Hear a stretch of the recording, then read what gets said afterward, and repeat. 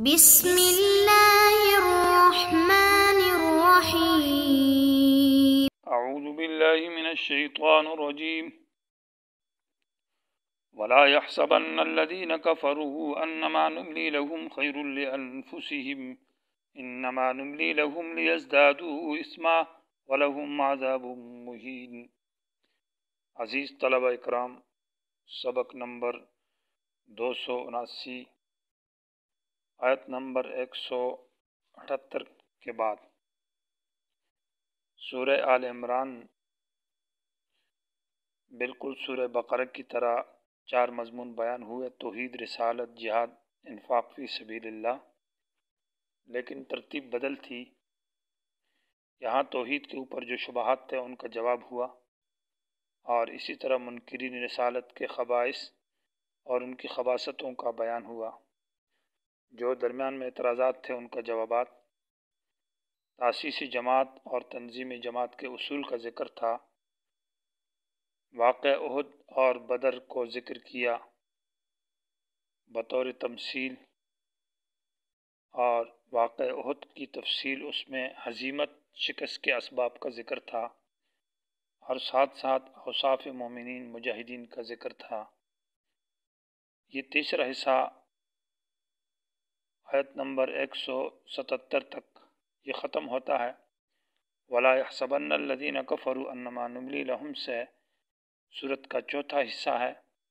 جس میں مسلسل سوالات اور ان کے جوابات ہیں۔ تو اس چوتھے حصے کے اندر پہلا سوال وَلَا يَحْسَبَنَّ الَّذِينَ كَفَرُوا، کہ اللہ تبارک و تعالی کافر لوگ یسارعون فی الکفر، کفر کے کاموں میں کوشش کرتے ہیں، اور انہم لن یضروا اللہ شیئا، اللہ کے دین کو اور اللہ کو نقصان نہیں دے سکتے، تو پھر اللہ تعالیٰ نے ان کو مال اور اولاد، جاہ و مرتبہ دنیا میں کیوں عطا کیا ہے؟ تو لا یحسبن سے اس کا جواب ہے، اور جواب یہ ہے کہ اصل میں کافروں کا ایک وہم اور ایک ظن اور ایک خیال ہے، اس کو ختم کرنے کے لیے اللہ نے ایسا کیا ہے کہ ان کے خیال میں یہ ہے کہ یہ مال اور یہ اولاد ہمیں اس لیے عطا کی گئی ہے کہ ہم نیک ہے اور ہم سے اللہ راضی ہے۔ تو جواب دیا کہ یہ بات نہیں ہے کہ مال کسی کے پاس زیادہ ہو، اولاد زیادہ ہو، دنیا زیادہ ہو، یہ اللہ کی رضا کی علامت نہیں ہے، یہ تو ڈھیل ہے، اور اس سے تو سزا سخت ہو سکتی ہے۔ جتنی عمر زیادہ ہو، مال زیادہ ہو، اور وہ اللہ کا دین نہ ہو، یہ تو عذاب اور آخرت کی سزا بڑھ جاتی ہے۔ اس وجہ سے اللہ نے عمر بھی دی ہے اور مال بھی دیا ہے تاکہ سخت ترین سزا ملے۔ وَلَا يَحْسَبَنَّ الَّذِينَ كَفَرُوا، نہ خیال کریں کافر لوگ، انما نملی لہم، کہ ہمارا ان کو مہلت دینا خیر، بہتر ہو ان کے نفسوں کے لیے، ایسا نہیں ہے، بلکہ انما نملی لہم، ہم نے ان کو جو مہلت دی ہے، لیزدادوا اثما، تاکہ ان کے یہ زیادہ کرے اپنے گناہوں کو، کیونکہ عمر بھی زیادہ، مال بھی زیادہ، تو دن جب بڑھتے ہیں تو گناہ بڑھتے جاتے ہیں، جب گناہ زیادہ ہوگا تو سزا بھی سخت ہوگی۔ وَلَهُمْ عَذَابٌ مُّهِينٌ، ان کے لیے رسوا کرنے والا عذاب ہوگا، یعنی عزت نہیں ہے بلکہ اہانت اور ذلت ہے۔ یعنی یہ کوئی نہ سمجھے کہ یہ مال اور اولاد زیادہ ہونا یہ سبب عزت اور سبب وقار نہیں ہے، بلکہ سبب اہانت اور ذلت ہے۔ مہین اس لیے کہا کہ دنیا میں اللہ نے ان کو مال، اولاد، جاہ، مرتبہ دیا تھا، تو اللہ کے دین، اللہ والوں کی اہانت اور ذلت کرتے رہے۔ آج آخرت میں ان کو توہین، ذلت والا عذاب ملے گا۔ ما کان اللہ لیذر المؤمنین سے دوسرے سوال کا جواب ہے کہ پھر اللہ تبارک و تعالی مومنین کے اوپر یہ مصائب اور تکلیفیں کیوں لاتا ہے؟ تو ان کے اوپر مصائب اور تکلیف نہ لانی چاہیے۔ جواب یہ ہے کہ اللہ تبارک و تعالی اس مخلوط ملی جلی حالت پر راضی نہیں ہے کہ اس میں کافر بھی ہے، مشرک بھی ہے، منافق بھی ہے، مومن بھی ہے، اور لوگوں کو پتہ نہیں ہے کہ مومن مخلص کون ہے اور پاک طیب کون ہے۔ تو مخلوط حالت اللہ کو پسند نہیں ہے۔ اس امتیاز، تمیز بین المومن والمنافق، کہ مومن اور منافق کے درمیان میں جدائی ہو جائے، اور یہ جدائی لوگوں کے سامنے آ جائے، تو اس لیے مصائب اور مشکلات اور جہاد اللہ تبارک و تعالی نے مشروع کیا ہے اور یہ مصائب لائے ہیں تاکہ خبیث اور طیب کے اندر جدائی حاصل ہو جائے۔ ماکان اللہ، ماکانہ کی خبر کے اوپر جب لام داخل ہوتا ہے تو انتہائی مبالغہ ہے نفی کے اندر، نہیں ہے بالکل اللہ کہ لیذر المومنین، چھوڑ دے مومنوں کو، علامہ اس مخلوط اور گڑبڑ حالت پر انتم علیہ جس پر تم ہو، کہ مومن اور کافر کا پتہ اور منافق کا پتہ نہیں چلتا، حتیٰ یہاں تک کہ یمیز الخبیث، اللہ جدا کر دے گا خبیث منافق کو جس کے باطن میں خبث ہے، من الطیب مومن مخلص جس کے اندر اخلاص ہے۔ وما کان اللہ لیطلعکم علی الغیب سے پھر سوال کا جواب ہے کہ اللہ تبارک و تعالی مصائب اور مشکلات کے ذریعے جب یہ تمیز چاہتا ہے تو اس کا اور طریقہ بھی اللہ تعالی ہمیں خط اور کتابت اور پیغام کے ذریعے بتا دے کہ یہ منافق ہے، یہ کافر ہے اور یہ مومن ہے، ایسا بھی تو ہو سکتا ہے۔ جواب یہ ہے کہ یہ اطلاع علی الغیب ہے، یہ تو غیب کا علم ہے، اور غیب کا علم اللہ تعالیٰ کسی کو بھی نہیں دیتا۔ وما کان اللہ، نہیں اللہ تعالیٰ، لیطلعکم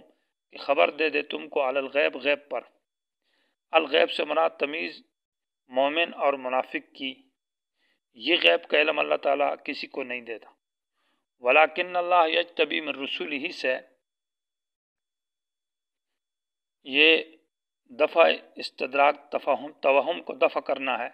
کہ اطلاع علی الغیب تو نہیں کرتا، البتہ خط اور پیغام جو بھیجتا ہے تو وہ اپنے انبیاء کو دیتا ہے، اس کو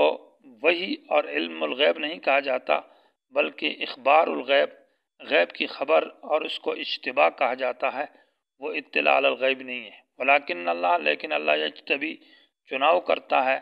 من رسول ہی اپنے انبیاء میں سے، ہر ایک نبی کا چناؤ الگ الگ انداز سے ہے، من یشاء جس کو چاہتا ہے، من تقسیم کے لیے ہے، یعنی انبیاء میں ہر ایک کا چناؤ ایک الگ انداز سے ہے۔ حضرت ابراہیم علیہ السلام کا چناؤ وہ الگ انداز ہے، حضرت موسیٰ علیہ السلام کا چناؤ اور اجتباء وہ الگ انداز ہے، آخری نبی کا انتخاب اور اجتباء الگ انداز ہے۔ تو اللہ تبارک و تعالی انبیاء کا چناؤ کرتا ہے، ان کو وحی بھیجتا ہے، یہ اطلاع الغیب یا علم الغیب نہیں ہے بلکہ یہ اجتباء ہے۔ لیکن کا لفظ دلیل اس بات پر کہ اطلاع علی الغیب اللہ انبیاء کو نہیں دیتا بلکہ اجتباء کرتا ہے، اور اجتباء کا معنی یہ ہے کہ ان کو نبی بناتا ہے، رسول بناتا ہے، وحی کے ذریعے ان کو غیب کا علم دیتا ہے، اس کو علم الغیب نہیں کہا جاتا۔ فآمنوا، پس ایمان لے باللہ، اللہ کی الوہیت کے اوپر کہ اللہ وحدہ لا شریک ذات ہے، اس کے ساتھ کوئی شریک نہیں، اس کی عبادت میں، اس کی صفات علم وغیرہ میں، ورسولہ ہی، اور اللہ کے رسولوں پر ایمان لے آؤ کہ ان کو اللہ نے اجتباء کیا ہے اور ان کو مجتبی بنایا ہے، رسول بنایا، انبیاء بنایا ہے۔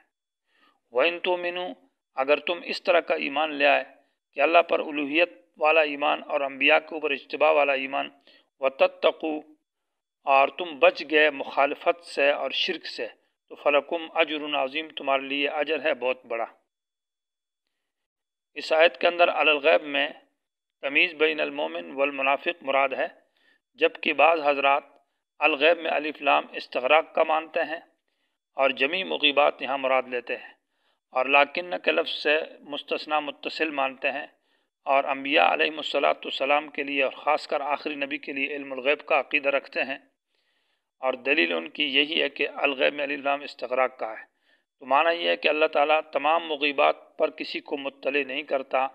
لیکن اللہ تعالیٰ مطلع کرتا ہے، یجتبی پسند کرتا ہے، من رسول اپنے انبیاء میں سے، من یشاء جس کو چاہے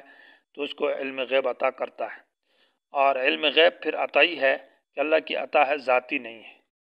اس کے جوابات یہ ہیں